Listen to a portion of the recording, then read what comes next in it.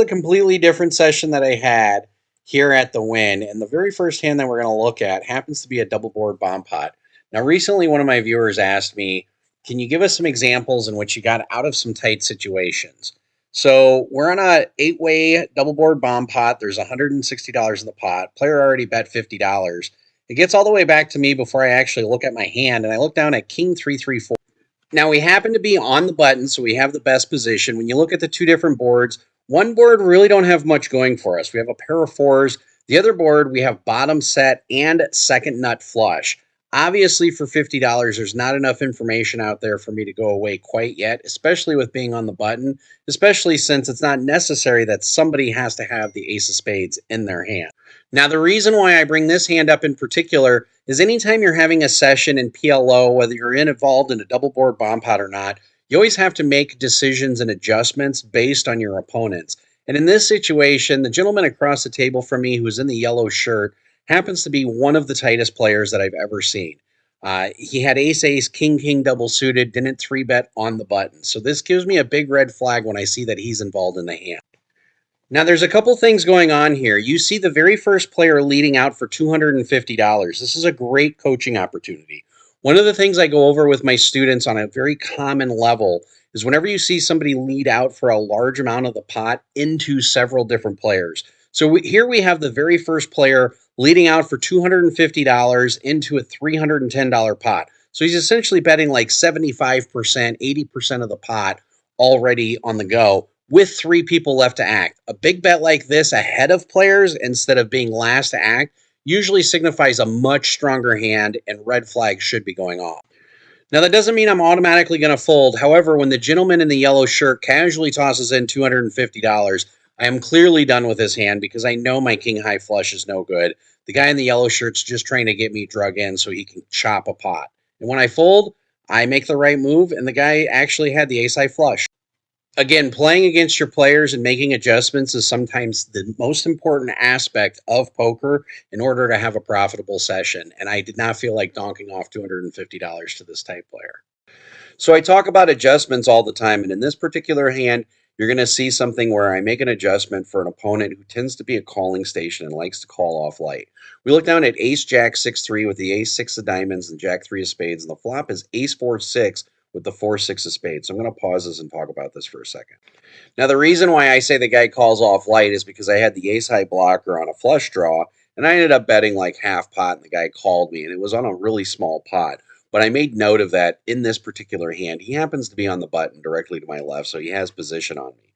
When you have a flop like this where you just absolutely smash it, top two pair and a flush draw, in some situations it's okay to slow play. You want to let your opponents catch a little something, so that way you can punish them later.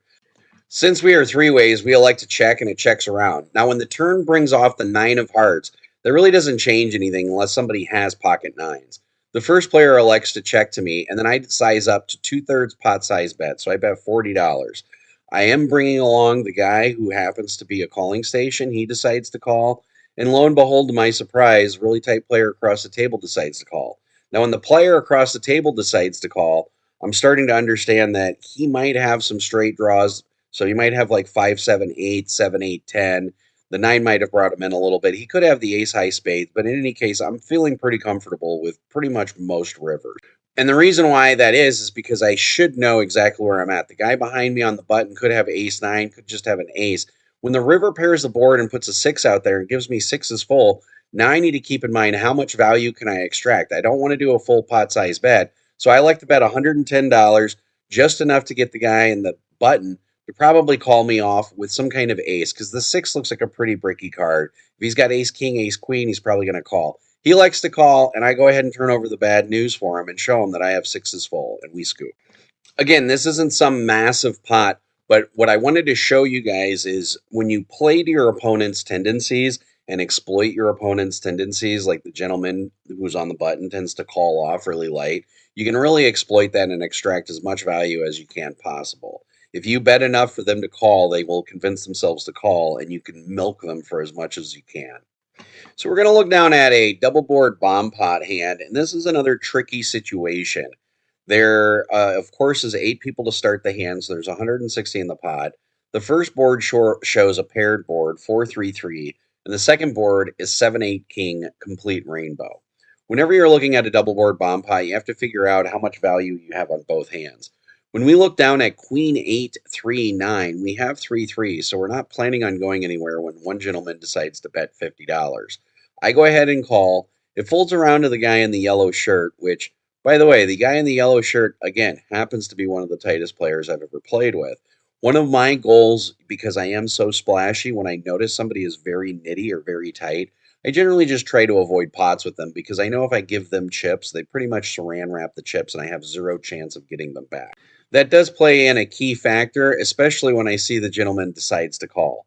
So once he calls, all of a sudden warning bells go off. Now I have to start putting my opponent on a range of hands who happens to be an incredibly tight player. Does he have something like 3-4? Does he have pocket kings? Does he have pocket eights?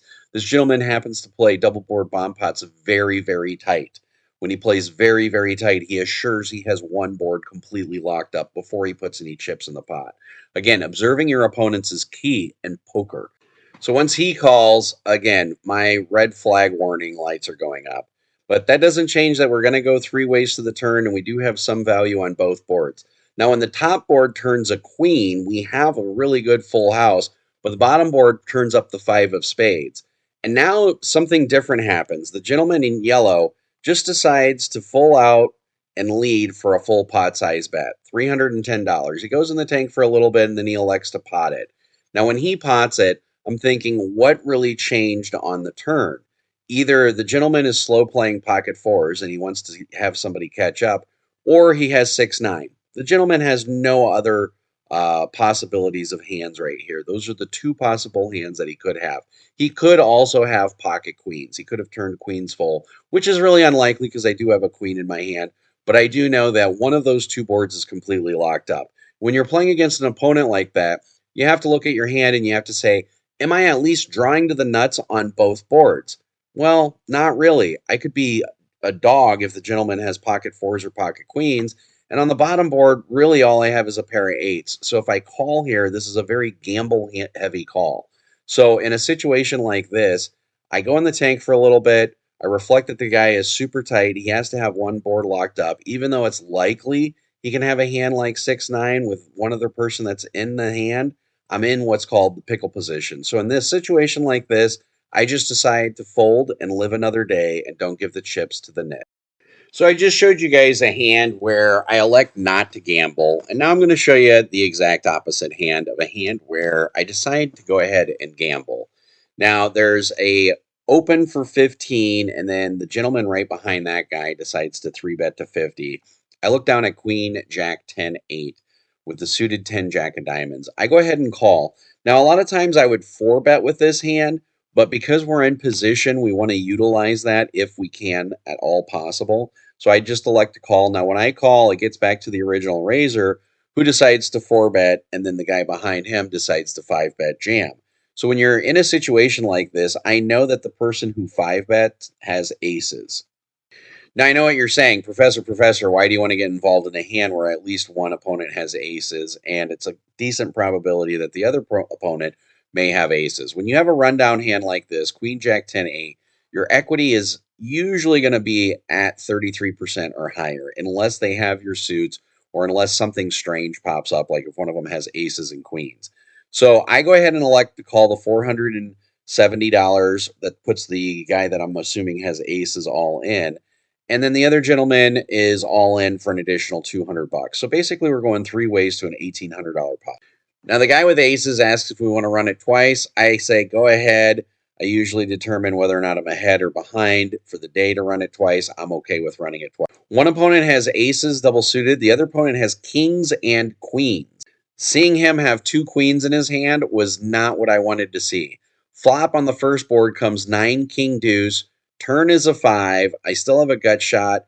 River is a king. Gives one guy quad. So I missed my straight and my flush draw on the first board. On the second board, flops 5-3-6 with 2 diamonds. Turns a jack. I just need an 8, a 10, a jack, a queen, or a diamond. And the river's a deuce. And we're going to get scooped. They're going to chop up my chips. And sometimes that happens in poker.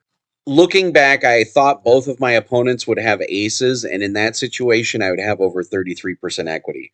Up against these two exact hands, my equity was actually only 28%. I thought it was a little bit higher than that, but it was not, particularly because the gentleman has kings and queens, and so he's blocking some of my outs there. Just a little misstep or a misread by the professor. We're all human. So here's a hand that's kind of straightforward. I like to make it $20. I look down at ace, queen, queen, three. We do have three clubs in our hands. The gentleman on the button is another professional. He decides to call on the button, and we're going to get one player to come along with us. We're going to go three ways to a flop. Now, it's important to note that when you're playing against another seasoned pro, that you have to adjust your game according to what their tendencies are and what they know your tendencies are. You got to know that they're paying attention to you just as much as you're paying attention to them. So in the flop comes ace, jack, six with two clubs.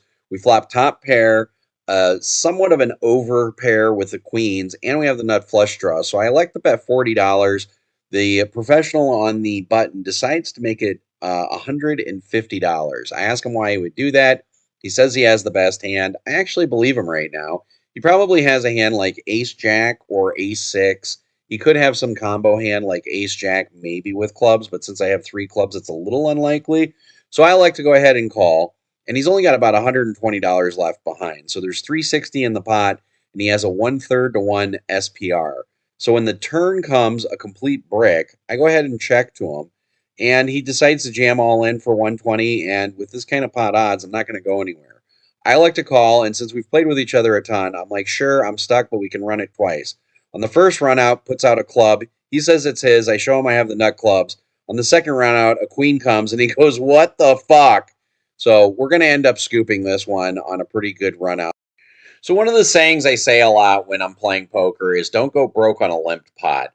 Now, in this situation, we have a straddle pot, but it is limped a total of 5 ways, and I'm one of the limpers. I have 5, 6, 7, 9, and I have 3 hearts in my hand. When the board comes 3, 5, 6, we have a player who decides to open for $20. Now, I'm not going to go crazy with this hand because, again, it's a limped pot. But I am going to call. I have enough equity here to see a turn. Obviously, I'm looking for a 5, a 6, an 8 is my gin card. But chances are when we have a bunch of limpers and we have a bunch of callers, somebody might have a better draw than us. They might even have 7, 8, 9. They could have it already with the 4, 7. So we go 5 ways to the turn. When the turn brings out the 7 of spades, I elect to check. I am completely out of position in this hand, and I don't want to blow up a pot. I do have top 3 pairs, so I am technically drawing to the nuts, and if an 8 comes off, I am still drawing to the nuts. But what happens is when it checks around all the way to the second to last player to act, he elects to bet pot. Now, in a situation like this, again, don't go broke on a limped pot. These are one of those hands that you should be able to get away from. Had this been a 3-bet pot, we probably would have continued. But in situations like this, we got to fold. So our last night in Vegas, not too bad. We are in for 2,000. We are out for 50,051. So overall, we end up winning 3,000.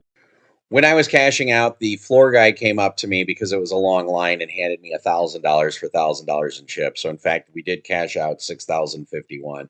And I know what you guys are thinking, where the hell are all the big hands? Well, here comes one. There are some hands that I did not record. I have a little superstition when I'm down. I put my phone away, and then for whatever reason, while I'm doing that, and I start recording, I lose chips. But the really, really big hand that I had, I looked down at ace 338 with a suited ace. Button makes, I'm on the straddle, button makes it 50. I decide to call. She's got 1,500 effective, give or take a little bit. And the flop comes 3-4 jack, complete rainbow with 1 club. I bet 60, pardon me. First player folds. She raises to 200. So I like to call. I'm not going anywhere yet. Turn peels off the 10 of hearts, so it puts 2 hearts on the board. I check. She full pots it for 575. Very respectable player. I decide on check jamming because I figured 2 things. One, if I am playing pocket 3s and I end up flopping 3s, then you might as well just fucking run with it. 2, the 10 of hearts just brings all the draws in the world there. And we agree to run at once. She has 9 jack, queen, king with hearts. and we fade. The river's a 4, and we end up, I checked potted. She had a total of 575 plus another 700 behind, so she had 1,300 behind.